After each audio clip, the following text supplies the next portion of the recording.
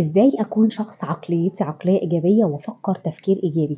هاقول لك على أهم 3 حاجات تعملهم في حياتك هتغيّر طريقة تفكيرك وتخلّي عندك طاقة إيجابية عالية. أول حاجة ابدأ شوف أهم 5 نِعَم موجودين في حياتك واكتبهم معاك وابدأ بُص عليهم واشكر ربنا عليهم.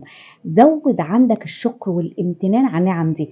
طب لو أنا مش واخد بالي أصلًا إن في حياتي نِعَم، ابدأ شوف إيه اللي في حياتك اللي لو افتقدته في يوم من الأيام هتحس إن أنت أتعس إنسان في الحياة، ودي بالنسبة لك النِّعَم وأهم نِعَم موجودة في حياتنا. طبعًا في نِعَم كتير جدًا، بس اكتب أهم 5 حاجات تمتن وتشكر ربنا عليهم.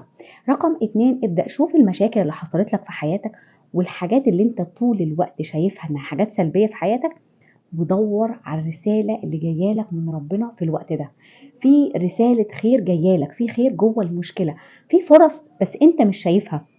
لإن نظرتنا في وقت المشكلة عيننا على الجانب السلبي بس. أول ما هابدأ أدوّر على الخير وهادوّر على الفُرَص اللي ربنا باعتها لي في قلب المشكلة، هتبدأ تلاقي إن في خير فعلًا وفي رسالة قوية جاية لك من المشكلة دي.